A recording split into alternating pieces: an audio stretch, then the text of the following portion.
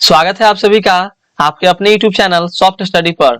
आज की इस वीडियो में आपके लिए क्लास 12th हिस्ट्री चैप्टर 6 भक्ति सूफी परंपराएं से इंपॉर्टेंट ऑब्जेक्टिव क्वेश्चंस को लाया गया है। इस वीडियो के सभी क्वेश्चन सिलेक्टेड हैं तथा अच्छे लेवल के हैं, वही क्वेश्चंस को लिया गया है जो आपके एग्जाम के लिए इंपॉर्टेंट है। तो वीडियो को पूरा जरूर देखिएगा और रेगुलर आप लोग हमारे प्लेलिस्ट को चेक करते रहिएगा। हमारे चैनल के प्लेलिस्ट को चेक करना आपके लिए अनिवार्य है। और यदि आपने अभी तक प्रीवियस वीडियोस को नहीं देखा है तो आप उन सभी प्रीवियस वीडियोस को भी देख लीजिए। आपको वीडियो का लिंक नीचे डिस्क्रिप्शन में मिल जाएगा या आप हमारे आई बटन से भी देख सकते हैं। तो बिना कोई देर किए हम लोग शुरू करते हैं हमारा जो चैप्टर 6 है आज का, भक्ति सूफी परंपराएं। तो फर्स्ट क्वेश्चन है आज का हमारा, ये रहा आपका पहला क्वेश्चन। शेख मोइनुद्दीन चिश्ती का दरगाह स्थित है। चलिए फटाफट से जिनको आंसर पता है आप लोग कमेंट करते चलेंगे साथ साथ। बहुत ही इजी क्वेश्चन है, बहुत इंपॉर्टेंट क्वेश्चन है। देखिए 2009, 2010, 12, 15 और 19 में आपके एग्जामिनेशन में पूछा गया इस क्वेश्चन को। फर्स्ट का आपके पास ऑप्शन है, तो चलिए फटाफट आप लोग कमेंट करते चलिए। तो फर्स्ट का आपका सही आंसर हो जाएगा ऑप्शन डी, याद रखिएगा अजमेर में। शेख मोइनुद्दीन चिश्ती का दरगाह स्थित है अजमेर में। फिर जो अजमेर शरीफ भारत के राजस्थान राज्य के अजमेर नगर में स्थित है, ये भी आपको याद रखने हैं, ये सब आपके लिए इंपॉर्टेंट है। और यहीं पे शेख मोइनुद्दीन चिश्ती की दरगाह स्थित है, तो याद रखिएगा। और इसमें ही इनका मकबरा भी बना हुआ है, तो ये सब आपको याद रखने हैं। सभी क्वेश्चंस आपके एग्जाम के लिए इंपॉर्टेंट ही हैं। नेक्स्ट जो क्वेश्चन है हमारा क्वेश्चन 2, उत्तर भारत में भक्ति आंदोलन का आरंभ किस संत ने किया? देखिए 2009 में भी पूछा गया है, 13 में भी, 16 में भी और 18 में भी। ऑप्शन है आपके पास कबीर, नानक, रामानंद, चैतन्य महाप्रभु। तो आप लोग फटाफट आंसर कमेंट करते चलिए। और इससे पहले वाले वीडियोज में आप लोगों ने बहुत अच्छा किया था। कुछ लोगों ने आउट ऑफ 30 में 29 मार्क्स 29 मार्क्स गेन किए थे। तो उसी तरह से आप लोग अभी भी बने रहेंगे और इसी तरह से अपनी तैयारी को जारी रखेंगे। तो सेकंड का आपका राइट आंसर हो जाएगा ऑप्शन सी, याद रखिएगा रामानंद। उत्तर भारत में भक्ति आंदोलन का आरंभ किस संत ने किया था? तो रामानंद ने किया था जी, याद रखने हैं। और भक्ति आंदोलन आपके लिए बहुत इंपॉर्टेंट टर्म्स है आपके एग्जाम के लिए। ये भक्ति आंदोलन जो हुई थी मध्यकालीन भारत का एक सांस्कृतिक इतिहास में एक महत्वपूर्ण पड़ाव था।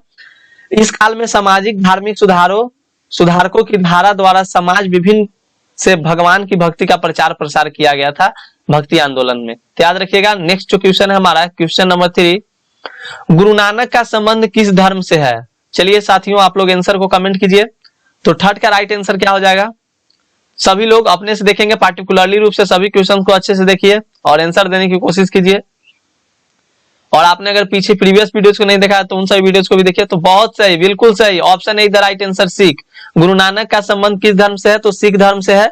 और सिख धर्म के संस्थापक गुरु नानक देव जी सिखों के पहले गुरु थे, ये भी आप याद रखिएगा, आपके एग्जाम के लिए इंपॉर्टेंट है। नेक्स्ट जो क्वेश्चन हमारा क्वेश्चन नंबर 4, देखिए 2015 में पूछा गया, 2019 में पूछा गया है। निम्नलिखित में महिला संत थी, तो आपका ऑप्शन है मीरा हो जाएगा यहाँ पे, मीरा, अंडाल, कराइकल या इनमें से सभी। तो चलिए 4 का राइट आंसर बिल्कुल सही जवाब option D the right answer, इनमें से सभी। निम्नलिखित में महिला संत थी तो इनमें से सभी। मीरा के बारे में आप लोगों को पता होगा, मीराबाई श्री कृष्ण की भक्ति तथा कवियत्री थी, पता है सभी को। अंडाल के बारे में, तो अंडाल के बारे में भी आपको पता होगा। ये अंडाल को दक्षिणी भारत का मीरा कहा जाता था। दक्षिणी भारत की मीरा के नाम से अंडाल विख्यात थी। और अंडाल भी एक महान महिला, जो महान अलवर संत थी और एक कवि भी थी। और ये अपना संपूर्ण जीवन जो है मीरा जो थी वो श्री कृष्ण की भक्ति में लीन रहती थी। और अंडाल जो थी वो भगवान विष्णु को अपना पति भी मानती थी और भगवान विष्णु के भक्ति में लीन रहती थी, याद रखिएगा, ये सब इंपॉर्टेंट है। अब बात आती है कराइकल की। तो कराइकल जो थे, वो कराइकल जो थी ये भी एक संत ही थी, महिला संत थी। तो ये भी आपको सब याद रखने हैं। नेक्स्ट जो क्वेश्चन हमारा क्वेश्चन नंबर 5, आइन ए अकबरी किसने लिखा? आइन ए अकबरी बहुत ही इंपॉर्टेंट है जी आपके एग्जाम के लिए। चलिए फटाफट आप लोग कमेंट करते चलिए, सभी लोग आंसर बताएंगे। जिस तरह से आप लोगों ने प्रीवियस वीडियोज में किया था, प्रीवियस के क्लास में किया था, उसी तरह आज भी आप लोग अपना आंसर फटाफट देते चलेंगे। चलिए क्या हो जाएगा राइट आंसर? बिल्कुल सही जवाब option B the right answer, Abul Fazal. Ain e Akbari किसने लिखा? तो अबुल फजल ने। अबुल फजल का पूरा नाम सभी को पता होगा, अबुल फजल का पूरा नाम अबुल फजल इब्न मुबारक था, याद रखिएगा। और इनका संबंध तो याद रखने सभी को, अबुल फजल इब्न मुबारक था इनका नाम, पूरा नाम अबुल फजल का। और ये इनका संबंध जो था अरब के हिजाजी परिवार से था। अबुल फजल ने अकबरनामा एवं आईने अकबरी जैसी पुस्तकें लिखी है और ये अकबर के नवरत्नों में से एक थे। अबुल फजल अकबर के नवरत्नों में से एक थे। तो सभी टर्म्स को आपको अच्छे से याद रखना है। मैं जितने भी क्वेश्चन को कराऊंगा सभी को एक्सप्लेनेशन सहित कराऊंगा, अच्छे से कराऊंगा, ताकि आपको किसी तरह का किसी प्रकार का संशय न रहे। और यदि आप इस चैनल पर नए हैं या चैनल को सब्सक्राइब नहीं किया तो चैनल को सब्सक्राइब कर लीजिए। नेक्स्ट जो क्वेश्चन है हमारा क्वेश्चन 6, बहुत ही इंपॉर्टेंट क्वेश्चन है जी आपके एग्जाम के लिए भी। तमिल क्षेत्र से संबंधित मन्निका चक्कार की दो विशेषताएं थी। तो चलिए आप लोग फटाफट आंसर को कमेंट कीजिए, आंसर पढ़िए, क्वेश्चन ऑप्शंस को पढ़िए और आंसर कमेंट करने की कोशिश कीजिए। क्या होगा राइट आंसर 6 का? तो 6 का आपका सही आंसर है ऑप्शन बी। याद रखने हैं, शैव अनुयायी तथा तमिल में भक्ति गीत के रचनाकार कौन? तो मन्निका चक्कार की दो विशेषताएं यही थी। याद रखने हैं, बिल्कुल सही। और इसी तरह से आप लोग बने रहेंगे चैनल पे। नेक्स्ट जो क्वेश्चन है हमारा, जगन्नाथ का शाब्दिक अर्थ है। बहुत इंपॉर्टेंट क्वेश्चन है, वेरी सिंपल क्वेश्चन है। चलिए कौन आंसर देते हैं सबसे पहले, चलिए आप लोग देखते हैं। चलिए आंसर दीजिए, फटाफट कमेंट कीजिए, सबसे पहले कौन आंसर देते हैं। तो 7 का राइट आंसर आपका हो जाएगा ऑप्शन ए। याद रखिएगा, संपूर्ण विश्व का स्वामी। जगन्नाथ का शाब्दिक अर्थ होता है संपूर्ण विश्व का स्वामी। नेक्स्ट जो क्वेश्चन है हमारा क्वेश्चन 8, मारीची थी, मारीची थी, मारीची थी। चलिए ऑप्शन आपके पास बौद्ध देवी, जैन देवी, हिंदू देवी, इनमें से कोई नहीं। तो 8 का राइट आंसर क्या होगा? ऐसे तो मारीची के बारे में अगर आपको पता है तो नीचे आप लिख सकते हैं कुछ, नीचे डिस्क्रिप्शन लिंक नीचे के आप कमेंट में लिखिए कुछ, मारीची कौन थी। तो ऐसे जहां तक मेरा नॉलेज है, मारीची एक ऋषि है, मारीची एक ऋषि है, वे ब्रह्म के एक मानस पुत्र तथा सप्त ऋषियों में से एक हैं। गीता के अनुसार मारीची वायु हैं और कश्यप ऋषि के पिता हैं। तो ऐसा मेरा मतलब जहां तक मेरी जानकारी हो, मारीची जो थे वो एक ऋषि थे। तो क्या होगा इसका राइट आंसर? मेरे अनुसार से आप हिंदू देवी देवता नहीं, इनमें से कोई नहीं, एक ऋषि थे ना, तो इनमें से कोई नहीं, D the right answer. Next जो क्वेश्चन हमारा क्वेश्चन नंबर 9, 8वीं से 18वीं शताब्दी तक वैदिक देवकुल के जो 3 देवता पूरी तरह गौंडा हो गए हुए थे। तो आपके ऑप्शन है, देखिए ऑप्शंस को और आंसर कमेंट करने की कोशिश कीजिए, आंसर देने की कोशिश कीजिए, सभी साथी आंसर देंगे। तो 9 का राइट आंसर आपका हो जाएगा ऑप्शन बी। याद रखिएगा, अग्नि, इंद्र तथा सोम। याद रखने हैं, सभी क्वेश्चंस आपके एग्जाम के लिए इंपॉर्टेंट है और चैनल को सब्सक्राइब जरूर कीजिएगा। नेक्स्ट जो क्वेश्चन है हमारा क्वेश्चन 10, जाति के प्रति अलवार और नैनार संतों की दृष्टिकोण प्रगतिशील था क्योंकि उन्होंने इसके, क्या ऑप्शन आपके पास, ऑप्शन आपके सामने है, चलिए आंसर बताइए। तो 10 का राइट आंसर, पहले आप यहाँ टर्म को समझिए, नैनार और अलवार क्या टर्म्स है, सभी को पता होगा, नहीं पता तो जान लीजिए। अलवार किसे कहते थे? तो दक्षिण भारत में वैष्णव धर्म के जो संत थे उन्हें अलवार कहा जाता था, और जो शैव धर्म के जो थे, दक्षिण भारत में शैव धर्म के जो संत थे उन्हें नैनार कहा जाता था। तो याद रखिएगा, ये सब इंपॉर्टेंट टर्म्स आपके एग्जाम में रहेंगे और यही सब टर्म्स आपके एग्जाम में आपको मार्क्स गेन करा सकते हैं। तो सभी चीज को याद रखना है अच्छे से। और ये भी याद रखिएगा, अलवार संत की जो संख्या थी वो 12 थी उस समय, और नैनार संत की संख्या लगभग 63 थी। 63 आपके बुक में ही वर्णित है, वहीं से मैंने भी इसके बारे में जानकारी प्राप्त की है। तो चलिए 10 का राइट आंसर आपका हो जाएगा option A the right answer. विरोध में आवाज उठाई। याद रखिएगा 10 का, जाति के प्रति अलवार और नैनार संतों की दृष्टिकोण प्रगतिशील था क्योंकि उन्होंने इसके विरुद्ध में आवाज उठाई थी। याद रखिएगा। नेक्स्ट जो क्वेश्चन हमारा क्वेश्चन नंबर 11, नल पीरादिव्य प्रबंधन का वर्णन किया जाता है। तो ऑप्शन है आपके पास सामने, ऑप्शंस को देखिए और आंसर फटाफट से कमेंट कीजिए आप लोग। 11 का राइट आंसर क्या होगा? ऑप्शन है आपके पास, संगम साहित्य के रूप में, तमिल वेद के रूप में, संस्कृत वेद के रूप में, मलयालम साहित्य कृति के रूप में। तो 11 का आपका राइट आंसर हो जाएगा ऑप्शन बी। याद रखने हैं आपके, तमिल वेद के रूप में नल पीरादिव्य प्रबंधन का वर्णन किया जाता है तमिल वेद के रूप में। और अगर न समझ में आए तो आप लोग नीचे कमेंट में बताइए, अगर नहीं समझ में आ रहा होगा अच्छे से। तो क्वेश्चन नंबर 12 है हमारा, अंजल का सही परिचय है। अंजल का सही परिचय क्या है? तो चलिए साथियों आप लोग फटाफट से आंसर बताइए। तो 12 का राइट आंसर क्या होगा? अगर नहीं पता है तो आप लोग इस वीडियोज में सीखिए, याद कीजिए, और एक बार ना हो सके तो 2 बार 3 बार जितना बार हो सके आप वीडियोज को देखिए, लेकिन सभी क्वेश्चंस को रट जाइए, फुल्ली रट जाइए। तो 12 का राइट आंसर ऑप्शन ए हो जाएगा, यह अलवार स्त्री थी। याद रखिएगा। नेक्स्ट जो क्वेश्चन है हमारा क्वेश्चन नंबर 13, 10वीं शताब्दी तक जितने अलवार संतों की रचनाओं का संकलन किया गया था उनकी संख्या थी। अभी मैंने आपको ऊपर के क्वेश्चंस में इस क्वेश्चन का आंसर बताया था। अलवार और नयनार संतों की संख्या कितनी थी? मैंने ये भी आपको बताया था कि अलवार वैसे संत होते थे, दक्षिण भारत में वैष्णव धर्म के जो संत जो मानते थे उन्हें हम अलवार कहते थे, और शैव धर्म के संत को नयनार कहा जाता था। तो अलवार संतों की जो संख्या थी वो 12 थी और नयनार की शायद 63।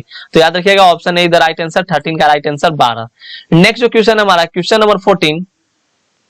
वीडियो फास्ट लगे तो पॉज कर सकते हैं या मैं स्लो बोलने की कोशिश करूंगा। ओके ओके, बहुत अच्छा किए थे, बहुत अच्छा कर रहे हैं आप लोग। 14, दक्कन में चोल शक्तिशाली बने रहे। ऑप्शन ए है दूसरे से 8वीं शताब्दी, 9वीं से 13वीं शताब्दी, 15वीं से 17वीं शताब्दी, इनमें से कोई नहीं। तो 14 का सही आंसर आपका हो जाएगा ऑप्शन बी। याद रखिएगा 9वीं से 13वीं शताब्दी याद रखने हैं, सभी को याद रखिएगा। नेक्स्ट जो क्वेश्चन हमारा क्वेश्चन नंबर 15, बांस बनना नए आंदोलन के चालक थे। बांस बनना के बारे में मैंने आप लोगों को बताया था प्रीवियस वीडियोज में, इस वीडियोज में नहीं, इससे प्रीवियस वाले में नहीं, पॉलिटिकल साइंस में मैंने आप लोगों को बांस बनना के बारे में बहुत सी जानकारियां दी हैं। तो ऑप्शन ए इधर राइट आंसर हो जाएगा ब्राह्मण, याद रखिएगा ब्राह्मण। नेक्स्ट जो क्वेश्चन है हमारा क्वेश्चन नंबर 16, 13वीं शताब्दी में एक नवीन तत्व के रूप में जो इस्लाम धर्मावलंबी बड़ी संख्या में आए वे थे। ऑप्शन ए है मुगल, तुर्क, सूफी या अफगान। तो 16 का राइट आंसर क्या हो जाएगा? तो 16 का सही आंसर है आपका ऑप्शन बी, याद रखिएगा तुर्क। 13वीं शताब्दी में एक नवीन तत्व के रूप में जो इस्लाम धर्मावलंबी बड़ी संख्या में आए थे वे तुर्क थे। नेक्स्ट जो क्वेश्चन है हमारा क्वेश्चन नंबर 17, और बहुत ही इंपॉर्टेंट क्वेश्चन है आपके एग्जाम के लिए भी। प्रथम सहस्त्राब्दी में जो व्यापारी समुद्र के रास्ते पश्चिमी भारत में आए वे थे। ऑप्शन ए है पुर्तगाली, अरब, अंग्रेज और फ्रांसीसी। तो 17 का राइट आंसर आपका सही आंसर हो जाएगा ऑप्शन बी, याद रखिएगा अरब। अरब, प्रथम सहस्त्राब्दी जो व्यापारी समुद्र के रास्ते पश्चिमी भारत में आए थे वे थे अरब, और व्यापारी सब आते थे व्यापार करने के माध्यम से, व्यापार करने के इरादे से भारत में आते थे। नेक्स्ट जो क्वेश्चन है हमारा क्वेश्चन नंबर 18, इस्लाम का जिस शताब्दी से उदय हुआ वह थी। किस शताब्दी में इस्लाम का उदय हुआ था? तो आप लोगों को याद रखने हैं, इंपॉर्टेंट सा क्वेश्चन है आपके एग्जाम के लिए। तो option B the right answer, 13वीं शताब्दी में इस्लाम का उदय हुआ था। याद रखिएगा सभी क्वेश्चंस इंपॉर्टेंट है। और यदि आप इस चैनल पर नए हैं तो चैनल को सब्सक्राइब कर लीजिएगा, क्योंकि इस चैनल पर आपको मैं सब्जेक्टिव की भी तैयारी कराऊंगा, सभी क्वेश्चंस की तैयारी कराई जाएगी अच्छे से, बिल्कुल अच्छे से। तो आप लोग चैनल को सब्सक्राइब जरूर कीजिएगा।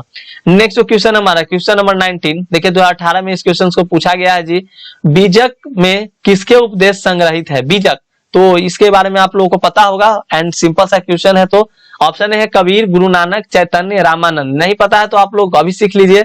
19 का राइट आंसर आपका हो जाएगा ऑप्शन ए, बीजक में कबीर के उपदेश संग्रहित है। हालांकि ये पता नहीं है कि बीजक कबीर नहीं लिखा है, लेकिन बीजक में कबीर के उपदेश संग्रहित है। नेक्स्ट जो क्वेश्चन हमारा क्वेश्चन नंबर 20, बहुत ही इंपॉर्टेंट क्वेश्चन है। निजामुद्दीन औलिया किस सूफी सिलसिले से संबंधित है? आपका ऑप्शन है चिश्ती, सुहारवादी, कादिरी, इनमें से कोई नहीं। तो 20 का राइट आंसर आपका हो जाएगा ऑप्शन ए चिश्ती। याद रखिएगा निजामुद्दीन औलिया चिश्ती सूफी से सिलसिले से संबंधित है, और 2018-2019 में भी इस क्वेश्चन को पूछा गया है जी। तो इंपॉर्टेंट क्वेश्चन है, बोर्ड मॉडल क्वेश्चन है आपके एग्जाम के लिए। नेक्स्ट जो क्वेश्चन है हमारा क्वेश्चन नंबर 21, कबीर शिष्य थे, तो कबीर किनके शिष्य थे? चलिए फटाफट आप लोग आंसर को कमेंट कीजिए। रामानुज के, नानक के, रामानंद के, शंकराचार्य के। तो कबीर किसके शिष्य थे? तो option see the right answer, Ramanand के। बिल्कुल सही, बिल्कुल सही, बहुत अच्छा, बहुत अच्छा, very good, very good. Next जो क्वेश्चन हमारा क्वेश्चन नंबर 22, कराइकल अंपायर नामक महिला किसकी भक्त थी? मैंने आपको बताया था कराइकल अंपायर के बारे में। तो कराइकल अंपायर जो थी वो किसकी भक्त थी? तो आप लोग बताइए फटाफट। 22 का right answer option A the right answer, बिल्कुल सही जवाब। कराइकल भक्त जो कराइकल अंपायर जो थी वो option A the right answer, Shiv की भक्त थी, शिव की भक्त थी, याद रखिएगा इंपॉर्टेंट है। मीरा कृष्ण की थी, और विष्णु की कौन थी? तो मैंने विष्णु के बारे में आपको बताया था, आपको नाम याद होगा शायद, अंडाल नाम था, याद है? तो बिल्कुल सही, इसी तरह से आप लोग नाम भी याद रखेंगे। अंडाल जो थी वो विष्णु की भक्त थी। नेक्स्ट जो क्वेश्चन हमारा क्वेश्चन नंबर 23, विष्णु को अपना पति कौन मानती थी जी? चलिए बहुत इंपॉर्टेंट क्वेश्चन है एंड बहुत सिंपल सा क्वेश्चन है, और मैंने इस क्वेश्चन को डिस्कस भी किया है। तो चलिए फटाफट से आंसर आप लोग बताते जाइए, हरी अप, कॉमन। तो 23 का right answer option B the right answer, Andal. याद रखिएगा अंडाल जो थी वो विष्णु को अपना पति मानती थी। नेक्स्ट जो क्वेश्चन है हमारा क्वेश्चन नंबर 24, शाहजहां की किस पुत्री ने ख्वाजा मोइनुद्दीन चिश्ती साहब के अजमेर स्थित दरगाह का वर्णन किया है? ऑप्शन है आपके सामने, तो आंसर भी देना है आपको ही। तो चलिए आप लोग कमेंट करते चलिए आंसर को। बिल्कुल सही, बिल्कुल सही। ऐसे ही इसी तरह से आप लोग बने रहेंगे, वीडियो को ज्यादा से ज्यादा शेयर करेंगे और चैनल को सब्सक्राइब कर लीजिएगा, वीडियो को लाइक भी कीजिएगा। तो 24 का राइट आंसर ऑप्शन है इधर, राइट आंसर जहां आ रहा है, याद रखिएगा जहां आ रहा है, याद रखने हैं, आपके एग्जाम के लिए इंपॉर्टेंट है।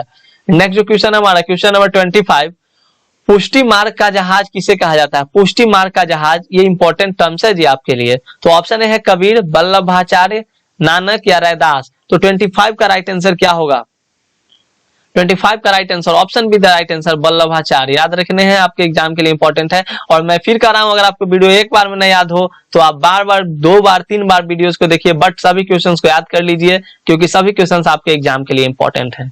नेक्स्ट जो क्वेश्चन है हमारा क्वेश्चन नंबर 26, महाराष्ट्र के संत कौन थे? आपके पास ऑप्शन है तुकाराम, ज्ञानेश्वर, रामदास, इनमें से सभी। तो महाराष्ट्र के संत, देखिए तुकाराम भी महाराष्ट्र के ही थे, रामदास भी महाराष्ट्र के और ज्ञानेश्वर भी महाराष्ट्र के ही थे। तो आपको आंसर इसका पता चल चुका होगा। तो 26 का राइट आंसर आप लोग जान चुके होंगे, तो option D the right answer, इनमें से सभी। नेक्स्ट जो क्वेश्चन है हमारा क्वेश्चन नंबर 28, देखिए 2015 में इस क्वेश्चन को पूछा गया है जी, तो इंपॉर्टेंट सा क्वेश्चन है आपके एग्जाम के लिए। निम्न में से महिला रहस्यवादी संत थी, रहस्यवादी संत।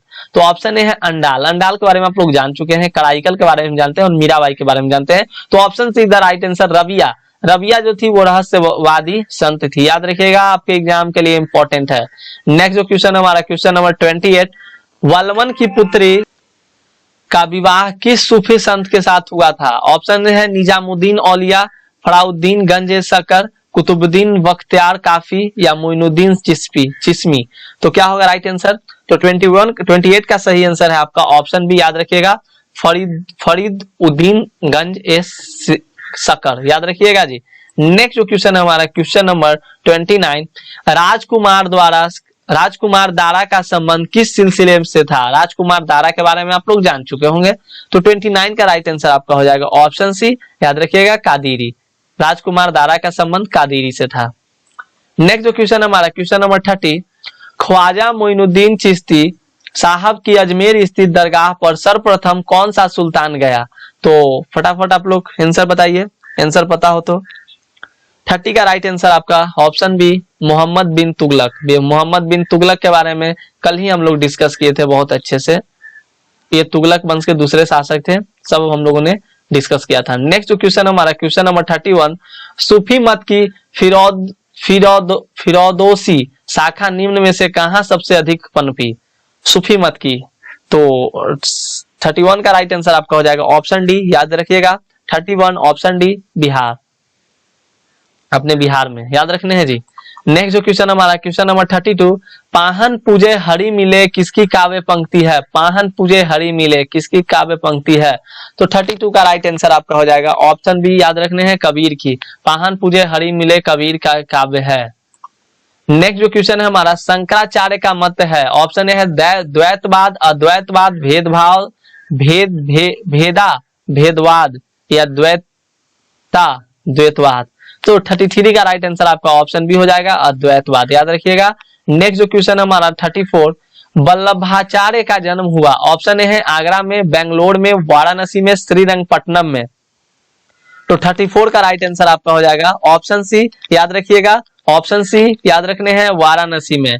वाराणसी में वल्लभाचार्य का जन्म वाराणसी में हुआ था। नेक्स्ट जो क्वेश्चन हमारा क्वेश्चन नंबर 35, शेख कुतुबुद्दीन बख्तियार काफी का संबंध किस सूफी संप्रदाय से है? तो ऑप्शन ए है चिश्ती, सुहारवर्दी, कादिरी, नक्शवरी।